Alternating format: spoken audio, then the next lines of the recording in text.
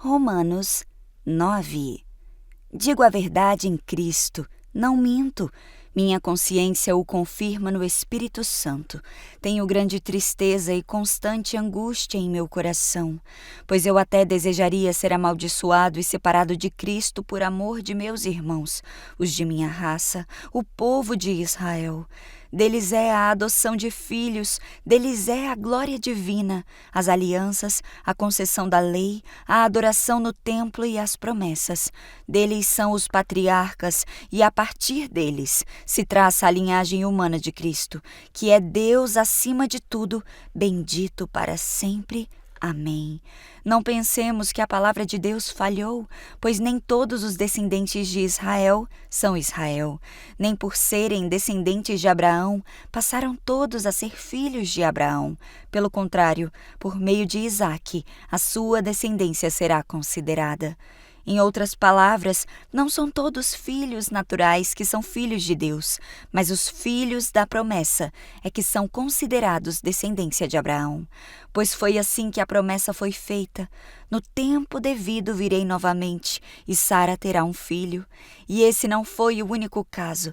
Também os filhos de Rebeca tiveram um mesmo pai, nosso pai Isaque. Todavia, antes que os gêmeos nascessem, ou fizessem qualquer coisa boa ou má, a fim de que o propósito de Deus conforme a eleição permanecesse, não por obras, mas por aquele que chama, foi dito a ela: o mais velho servirá ao mais novo. Como está escrito: amei Jacó, mas rejeitei Esaú. E então o que diremos? Acaso Deus é injusto? De maneira nenhuma, pois ele diz a Moisés: terei misericórdia de quem eu quiser ter misericórdia, e terei compaixão de quem eu quiser ter compaixão. Portanto, isso não depende do desejo ou do esforço humano, mas da misericórdia de Deus. Pois a Escritura diz ao Faraó: eu o levantei exatamente com este propósito, mostrar em você o meu poder, para que o meu nome seja proclamado em toda a terra. Portanto, Deus tem misericórdia de quem Ele quer ter e endurece a quem Ele quer. Mas algum de vocês me dirá: então por que Deus ainda nos culpa? Pois quem resiste à sua vontade? Mas quem é você, ó homem, para questionar a Deus? Acaso aquilo que é formado pode dizer ao que formou: por que me fizeste assim? O oleiro não tem direito de fazer do mesmo barro um vaso para fins nobres e outro para uso desonroso? E se Deus, querendo mostrar sua ira e tornar conhecido o seu poder, suportou com grande paciência os vasos de sua ira preparados para destruição? Que dizer se ele fez isso para tornar conhecidas as riquezas da sua glória aos vasos de sua misericórdia, que preparou de antemão para a glória, ou seja, a nós, a quem também chamou, não apenas dentre os judeus, mas também dentre os gentios? Como ele diz em Oséias: chamarei meu povo a quem não é meu povo, e chamarei minha amada a quem não é minha amada. E acontecerá que no mesmo lugar em que se lhes declarou: vocês não são meu povo, eles serão chamados filhos do Deus vivo. Isaías exclama com relação a Israel: embora o número dos israelitas seja como a areia do mar, apenas o remanescente será salvo, pois o Senhor executará na terra a sua sentença, rápida e definitivamente. Como anteriormente disse Isaías: se o Senhor dos exércitos não nos tivesse deixado descendentes, já estaríamos como Sodoma e semelhantes a Gomorra. Que diremos então? Os gentios que não buscavam justiça a obtiveram, uma justiça que vem da fé. Mas Israel, que buscava uma lei que trouxesse justiça, não a alcançou. Por que não? Porque não buscava pela fé, mas como se fosse por obras. Eles tropeçaram na pedra de tropeço. Como está escrito: eis que ponho em Sião uma pedra de tropeço e uma rocha que faz cair, e aquele que nela confia jamais será envergonhado. Romanos 10. Irmãos, o desejo do meu coração e a minha oração a Deus pelos israelitas é que eles sejam salvos, pois eu posso testemunhar que eles têm zelo por Deus. Mas o seu zelo não se baseia no conhecimento, porquanto, ignorando a justiça que vem de Deus e procurando estabelecer a sua própria, não se submeteram à justiça de Deus, porque o fim da lei é Cristo, para a justificação de todo o que crê. Moisés descreve desta forma a justiça que vem da lei. O homem que fizer estas coisas viverá por meio delas. Mas a justiça que vem da fé diz: não diga em seu coração quem subirá ao céu, isto é, para fazer Cristo descer, ou quem descerá do abismo, isto é, para fazer subir Cristo dentre os mortos. Mas o que ela diz? A palavra está perto de você, está em sua boca e em seu coração. Isto é, a palavra da fé que estamos proclamando. Se você confessar com a sua boca que Jesus é Senhor e crer em seu coração que Deus o ressuscitou dentre os mortos, será salvo. Pois com o coração se crê para a justiça e com a boca se confessa para a salvação. Como diz a Escritura, todo o que nele confia jamais será envergonhado. Não há diferença entre judeus e gentios, pois o mesmo Senhor é Senhor de todos e abençoa ricamente todos os que o invocam, porque todo aquele que invocar o nome do Senhor será salvo. Mas como invocarão aquele em quem não creram? E como crerão naquele de quem não ouviram falar? E como ouvirão se não houver quem pregue? E como pregarão se não forem enviados? Como está escrito: como são belos os pés dos que anunciam boas novas. No entanto, nem todos os israelitas aceitaram as boas novas, pois Isaías diz: Senhor, quem creu em nossa mensagem? Consequentemente, a fé vem por ouvir a mensagem, e a mensagem é ouvida mediante a palavra de Cristo. Mas eu pergunto, eles não a ouviram? É claro que ouviram. A sua voz ressoou por toda a terra, e as suas palavras até os confins do mundo. Novamente eu pergunto, será que Israel não entendeu? Moisés foi o primeiro que disse: farei que tenham ciúmes de quem não é meu povo, e eu os provocarei à ira por meio de um povo sem entendimento. E Isaías diz ousadamente: eu fui achado por aqueles que não me procuravam. Revelei-me àqueles que não perguntavam por mim. Mas a respeito de Israel ele diz: o tempo todo estendi as mãos a um povo desobediente e rebelde. Romanos 11. Pergunto, pois, acaso Deus rejeitou seu povo? De maneira nenhuma. Eu mesmo sou israelita, descendente de Abraão, da tribo de Benjamim. Deus não rejeitou o seu povo, o qual de antemão conheceu. Ou vocês não sabem como Elias clamou a Deus contra Israel, conforme diz a Escritura? Ele disse: Senhor, mataram os teus profetas e derrubaram os teus altares. Sou o único que sobrou, e agora estão procurando matar-me. E qual foi a resposta divina?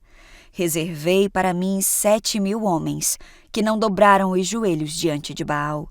Assim, hoje, também, há um remanescente escolhido pela graça. E se é pela graça, já não é mais pelas obras. Se fosse, a graça já não seria graça. O que dizer, então? Israel não conseguiu aquilo que tanto buscava, mas os eleitos o obtiveram. Os demais foram endurecidos. Como está escrito, Deus lhes deu um espírito de atordoamento, olhos para não ver e ouvidos para não ouvir, até o dia de hoje. E Davi diz que a mesa deles se transforme em laço e armadilha, pedra de tropeço e retribuição para eles. Escureçam-se os olhos para que não consigam ver, e suas costas fiquem curvadas para sempre. Novamente eu pergunto, acaso tropeçaram para que ficassem caídos? De maneira nenhuma. Ao contrário, por causa da transgressão deles, veio salvação para os gentios, para provocar ciúme em Israel. Mas se a transgressão deles significa riqueza para o mundo e o seu fracasso riqueza para os gentios, quanto mais significará a sua plenitude? Eu estou falando a vocês, gentios. Visto que sou apóstolo para os gentios, eu exalto o meu ministério na esperança de que, de alguma forma, possa provocar ciúme em meu próprio povo e salvar alguns deles. Pois se a rejeição deles é a reconciliação do mundo, o que será a sua aceitação, senão vida dentre os mortos? Se é santa a parte da massa que é oferecida como primeiros frutos, toda a massa também o é. Se a raiz é santa, os ramos também o serão. Se alguns ramos foram cortados, e você, sendo oliveira brava, foi enxertado entre os outros, e agora participa da seiva que vem da raiz da oliveira, não se glorie contra esses ramos. Se o fizer, saiba que não é você quem sustenta a raiz, mas a raiz é quem sustenta você. Então você dirá: os ramos foram cortados para que eu fosse enxertado. Está certo. Eles, porém, foram cortados devido à incredulidade, e você permanece pela fé. Não se orgulhe, mas tema, pois se Deus não poupou os ramos naturais, também não poupará você. Portanto, considere a bondade e a severidade de Deus. Severidade para com os que caíram, mas bondade para com você, desde que permaneça na bondade dele. De outra forma, você também será cortado. E quanto a eles, se não continuarem na incredulidade, serão enxertados, pois Deus é capaz de enxertá-los outra vez.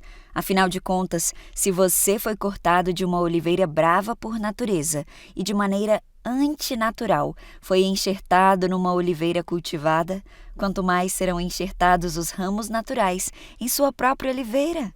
Irmãos, eu não quero que ignorem este ministério, para que não se tornem presunçosos. Israel experimentou o endurecimento em parte, até que chegasse à plenitude dos gentios, e assim todo o Israel será salvo, como está escrito: virá de Sião o Redentor, que desviará de Jacó a impiedade. E esta é a minha aliança com eles, quando eu remover os seus pecados. Quanto ao Evangelho, eles são inimigos por causa de vocês, mas quanto à eleição, são amados por causa dos patriarcas, pois os dons e o chamado de Deus são irrevogáveis. Assim como vocês, que antes eram desobedientes a Deus, mas agora receberam misericórdia graças à desobediência deles, assim também agora eles se tornaram desobedientes, a fim de que também recebam agora misericórdia, graças à misericórdia de Deus, para com vocês. Pois Deus colocou todos sob a desobediência para exercer misericórdia para com todos. Ó profundidade da riqueza, da sabedoria e do conhecimento de Deus!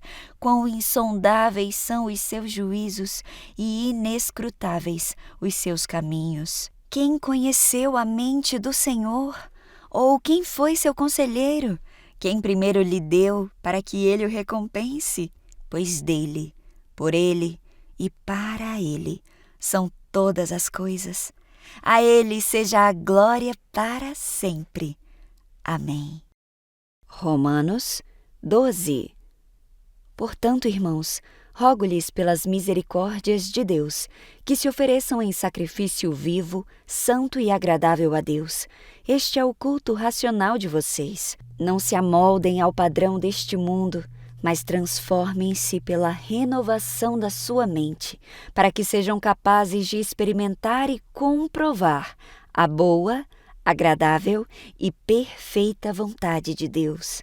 Pois pela graça que me foi dada, digo a todos: ninguém tenha de si mesmo um conceito mais elevado do que deve ter, mas pelo contrário, tenha um conceito equilibrado, de acordo com a medida da fé que Deus lhe concedeu. Assim como cada um de nós tem um corpo com muitos membros, e esses membros não exercem todos a mesma função, assim também, em Cristo, nós que somos muitos, formamos um corpo, e cada membro está ligado a todos os outros. Temos diferentes dons de acordo com a graça que nos foi dada. Se alguém tem o dom de profetizar, use-o na proporção de sua fé. Se o seu dom é servir, sirva. Se é ensinar, ensine. Se é dar ânimo, assim faça. Se é contribuir, que contribua generosamente. Se é exercer liderança, que a exerça com zelo. Se é mostrar misericórdia, que o faça com alegria. O amor deve ser sincero. Odeiem o que é mau, apeguem-se ao que é bom. Dediquem-se uns aos outros com amor fraternal. Prefiram dar honra aos outros mais do que a si próprios. Nunca lhes falte o zelo. Sejam fervorosos no espírito, sirvam ao Senhor. Alegrem-se na esperança, sejam pacientes na tribulação, perseverem na oração. Compartilhem o que vocês têm com os santos em suas necessidades. Pratiquem a hospitalidade. Abençoem aqueles que os perseguem. Abençoem e não os amaldiçoem. Alegrem-se com os que se alegram. Chorem com os que choram. Tenham uma mesma atitude uns para com os outros. Não sejam orgulhosos, mas estejam dispostos a associar-se a pessoas de posição inferior. Não sejam sábios aos seus próprios olhos. Não retribuam a ninguém mal por mal. Procurem fazer o que é correto aos olhos de todos. Façam todo o possível para viver em paz com todos. Amados, nunca procurem vingar-se, mas deixem com Deus a ira, pois está escrito: minha é a vingança, eu retribuirei, diz o Senhor. Pelo contrário, se o seu inimigo tiver fome, dê-lhe de comer. Se tiver sede, dê-lhe de beber.